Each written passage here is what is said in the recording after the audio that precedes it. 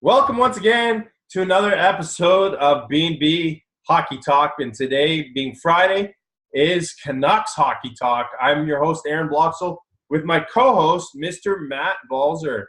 Matt, welcome again to the show. All right.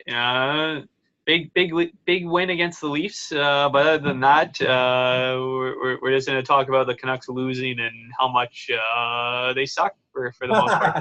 Minus Jacob Markstrom. They went into the road trip with high expectations of fighting for a playoff spot, and they get one out of a possible 6 points. A dreadful game against Vegas, but hey, I mean, great bounce back game the other night against the Leafs. They come to town. All the Leaf fans were out and crying in their beers after because they lost to the Canucks. And then they go to Edmonton, and back-to-backs like that, it must be pretty tough, especially with all the injuries the Canucks have right now. I thought they were going to get blown out, but they were able to come back and make a game of it. They lost 3-2. I wonder what kind of team we're going to see tomorrow. But how bad have all these injuries been to this organization? Yeah, it hasn't helped whatsoever. And if it wasn't for Jacob Markstrom standing on his head just about every night, they'd be getting blown out of the water. But even the guys that have stayed healthy, depth scoring, they haven't been getting any help whatsoever. But Pettersson's gone 9 games without a goal. Besser 8 games. Louis Eriksson got his first goal in 17 games against the Leafs.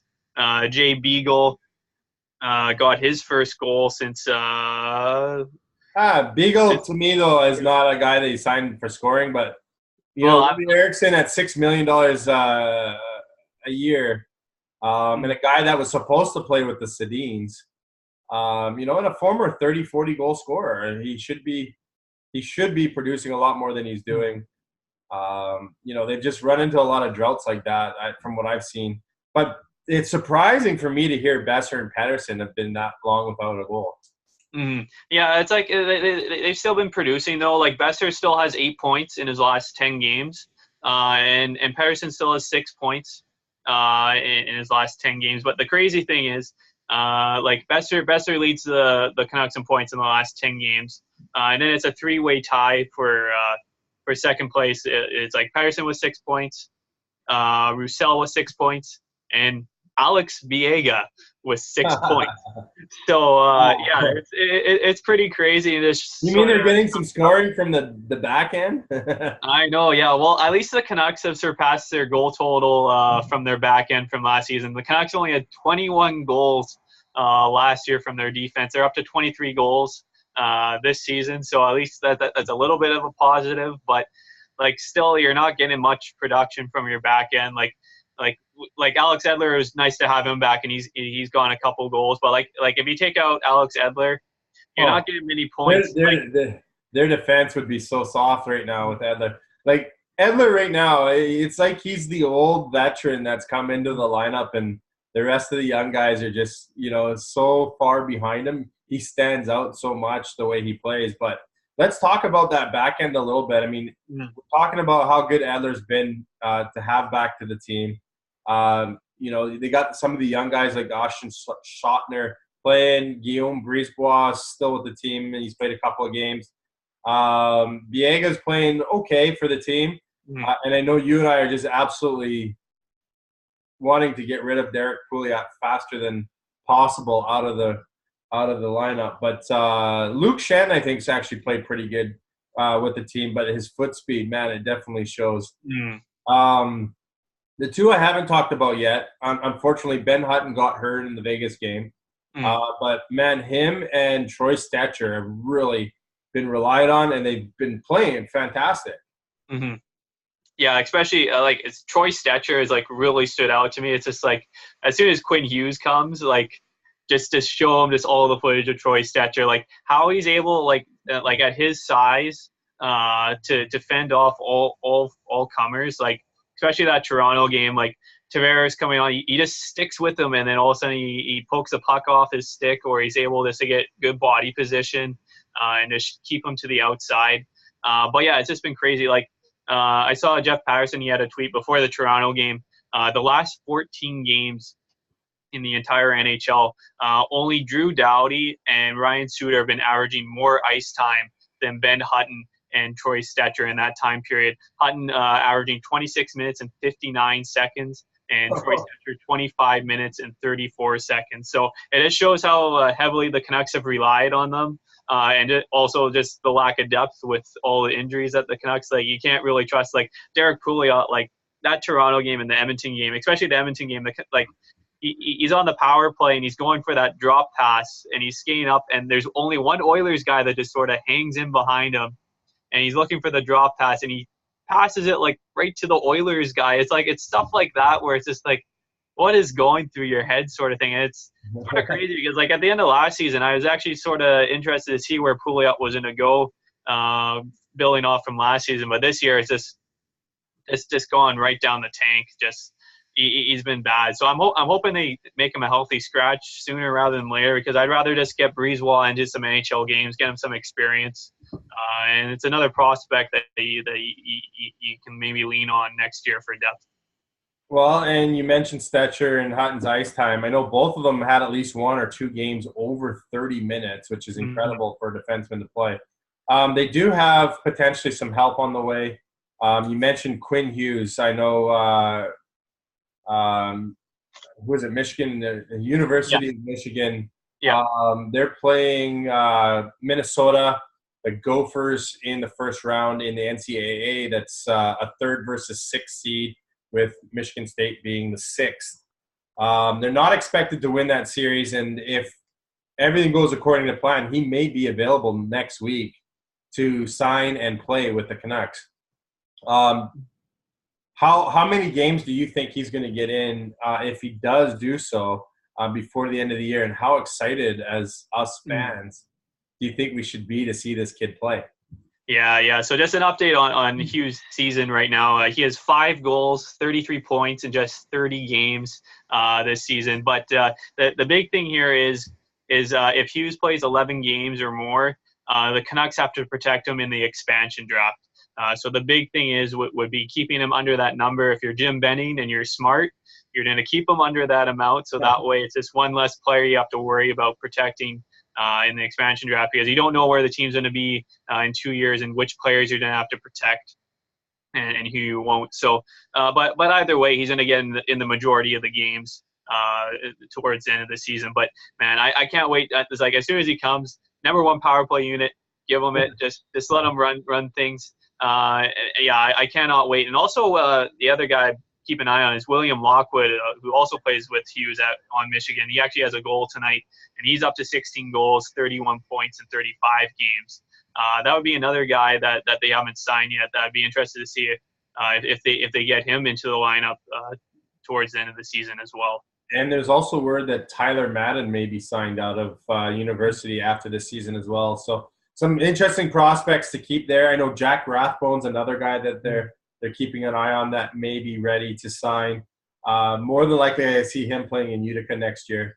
But he's another defenseman that could potentially make a difference in this Canucks depth that they so desperately need. I ran out of what I was going to say. Oh, yeah. Well, just to go off of Rathbone and whatever, I think he might be having another year in college. Like it is his freshman year in college. He's actually been having a pretty good first year in Harvard. He has 6 goals, 19 points in 29 games. For your first year in college, I'd say that's a pretty good, a successful season so far there. And just to go off Tyler Madden, I think that is going to be an interesting thing to see if he does sign. And Jet Wu, if we're talking about defensemen as well, I think in March they'll probably try to sign him. He's still at a point a game with Moose Jaw, 12 goals, 56 points in 56 games. Just having a great season down there. And even when you go to Utica, like Evan McEnany is actually having a pretty good year. 8 goals, 31 points in 55 games, or 58 games. Lots of numbers there. But yeah, they do have some young defensemen there. Well, and there was a sign at the Toronto game the other night from a fan that said, trade for Fabry. And I smiled when I saw that because I would love Dante Fabry and Fabro. sorry, Dante Fabro. I'd love to see him in a Canucks uniform from Nashville. Of course, he's getting ready to make the jump, but because Nashville's defense is so good, like I can't imagine what they're going to do with the expansion when it comes time to that to see if who they leave protected and who they don't. So, let's talk about some of the forwards now. Like they've also been devastated with injury. Ryan Spooner, I think he was getting about a point a game there before he dropped down with his injury. He had 3 points, I think, in 3 straight games before he dropped down. Tanner Pearson's been a welcome addition to this lineup. Big body that throws some pretty good hits and brings some pretty good foot speed to the team. But what are your takes on those guys? And also, what's the injury update on some of the injuries like for Tannen and Barchi?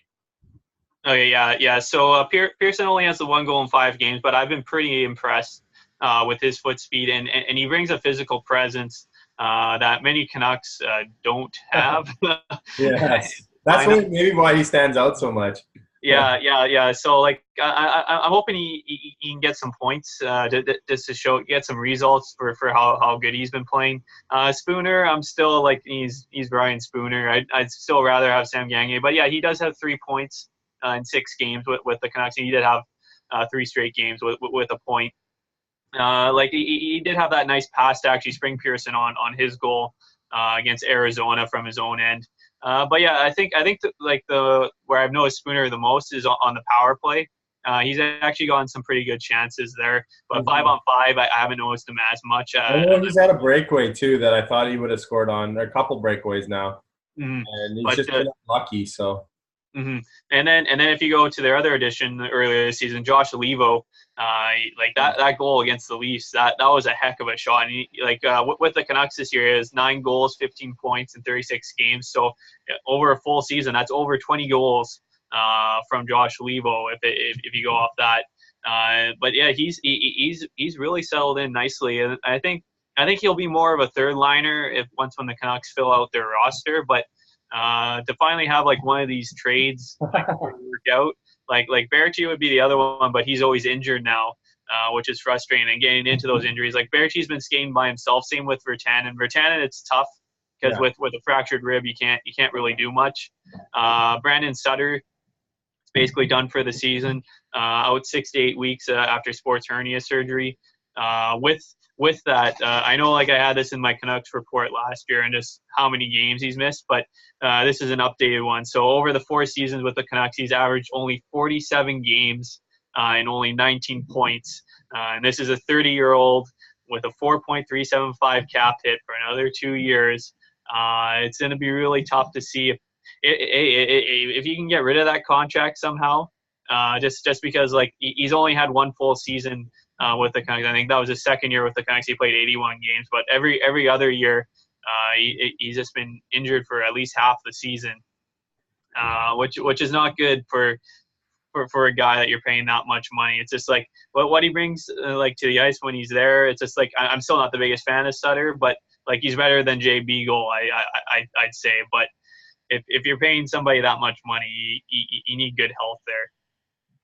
There's a few guys I want to touch on that I find very underrated on this team as well. First and foremost is Tyler Mott. He was a surprise to make the team out of training camp. He's just been consistent all year long on that 4th line, and he brings a ton of speed, determination, and definitely helps the penalty kill. What are your thoughts on him? And also the signing from the offseason, Antoine Roussel, who's absolutely impressed a lot of Canuck fans. Yeah. So just to touch on Roussel, there was just a special on the Athletic today, which is actually I found pretty crazy. I'll post the graph in our comment section on our video on Facebook. But since 2016-2017 season, for 5-on-5 primary assists per 60 minutes. He has the 37th best in the entire NHL, 0.82. That is the exact same as Matt Zuccarello and Blake Wheeler, which is crazy names. That's better than Alexander Barkov, better than Jack Eichel, better than Braden Point, better than Ryan Johansson, except all those guys you'd rather have on your team. But like as I said, like just the way, like the amount of assists that he's had this year that have actually he's been on the primary assist setting up goals. It just shows how much of an underrated playmaker Roussel actually is. That he's up with all these names. And to get and just sorry to cut you off, Roussel absolutely unbelievable on the forecheck and owns the boards too. He's really good at digging the puck out along the boards or protecting it. Yeah, I think if you really think about it, like outside of like Thomas Vanek, you could argue that is like Benning's best free agent signing, which is pretty sad if you really think about it. But yeah, it shows like it shows that you can finally find somebody that can play the way that he wants to. But yeah, it's like he gets under guys' skin. Like even last night, he was getting up in McDavid's face there, giving him an earful. But yeah, he's had a really good year. He's fourth on the team in points right now, and then getting to Tyler Mott. I think he's been pretty consistent on the fourth line, and that's the thing. Bringing up Thomas Vanek, I think like that's the thing that Benning should be doing, is signing these veterans that you can trade for young assets or draft picks. But the thing is, he usually gives longer term, which then you get like in the Sam Gagner or the Tim Schaller situations where it's tough to trade them away because they still have term on their contracts. But yeah, Mott's been great on that fourth line. He's been on a little bit of a dry sprout or a dry, well, screwed that up. But he hasn't been getting as many points as I would have liked in the last little bit. But yeah, especially on the penalty kill, he's been great this year. Yeah, and he seems to contribute every single game doing something. I mean, he blocks a lot of shots too. It's something I noticed from Mott. But a couple other forwards I want you to touch on. I think they've both been playing pretty good lately. Is Nikolai Goldobin, a.k.a. Goldie, and Adam Gaudette. I was pretty impressed with his game against the Leafs the other night. Yeah. So I know Goodolwin hasn't been getting on the scoreboard as much as he would like, but it's sort of like after that trade deadline, I don't know if something to sort of like a load off his shoulders just sort of lifted. And he just started playing really well. Like I think it was that goal against the Ducks where he went posting in. That was really nice. And then he passed it over to Levo on his goal against the Leafs. But yeah, he's been getting really, really good in on the forecheck. He's been creating chances, which is when Goodolwin's at his best, he's setting up his teammates for really good scoring chances. You'd still like to see him work on his shot a little bit. It's just because he only has the 7 goals on the season. But yeah, it's been really nice to see him start to get back to form where he was at the beginning of the season. And Adam Gaudette, this guy has been really improving, like basically every game.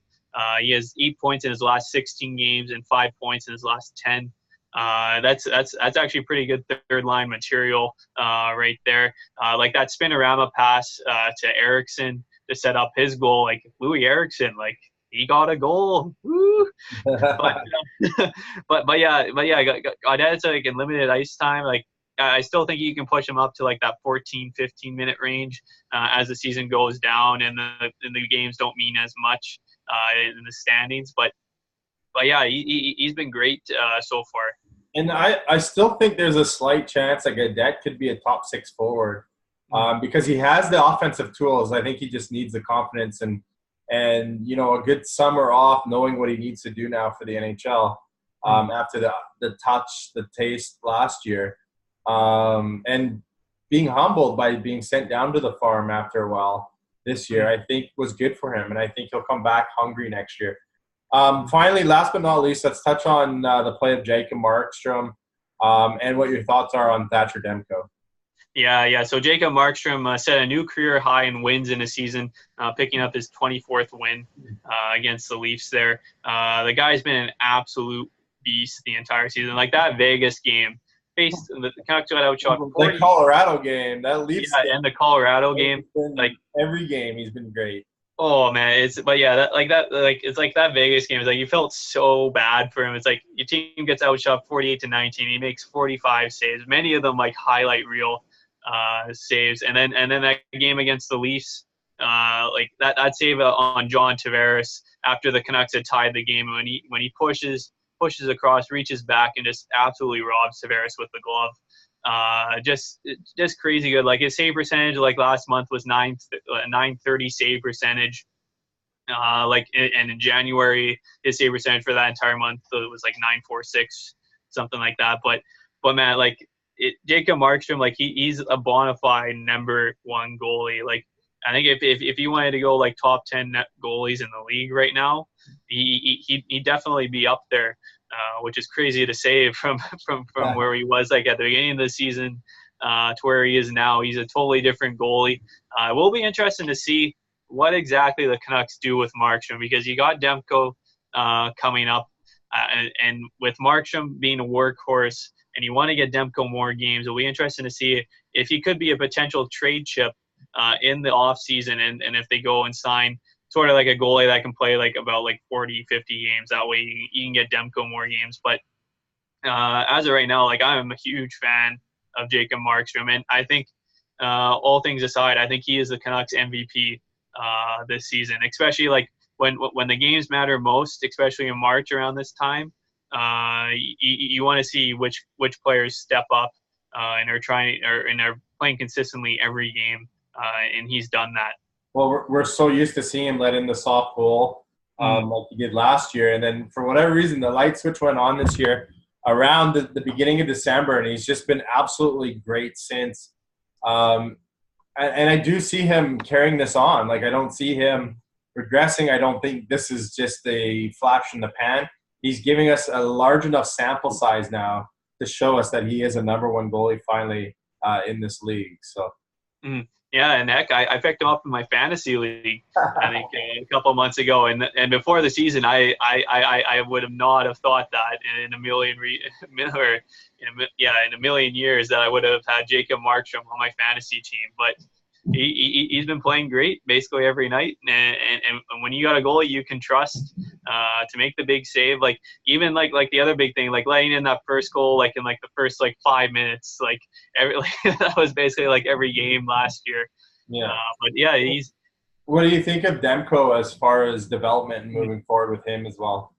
Yeah. So like that game against Arizona, like that was a tough game, but that was like his first game back from injury. Like he hadn't been in many game situations, so I wasn't overly surprised. But in the Edmonton game, he got better as the game went along. He had that nice breakaway save against McDavid towards the end of the second period, and then that toe save on Draisaitl in the third period to keep the Canucks in it. Was an absolute great save. So. You got to keep getting them in games before the end of the season. Like if you can get them around like 6 to 8 games before the end of the season, even though like Markstrom's playing great, you want to get Demko as many games as you can before the end of the season. Yeah. Well, we're going to wrap up today's show. Remember to subscribe to us on YouTube. It's B&B Hockey Talk. The and is the symbol. And B&B Hockey Talk as well on Facebook. Where we do post not just the show, but also some highlights from around the league. You can like, comment, and share there as well. Tell us about your favorite team. If you are a Canucks fan like us, we do the Canucks version every Friday, and we talk around the NHL on Mondays and Wednesdays right here on our YouTube and Facebook page. So thanks for joining us. Remember to interact, and thanks so much again for the support. We'll have a great weekend. Enjoy all the hockey that's being played as we get down the stretch here. There's lots of playoff positions at stake, especially in that Eastern Conference. And we'll see you guys all next week.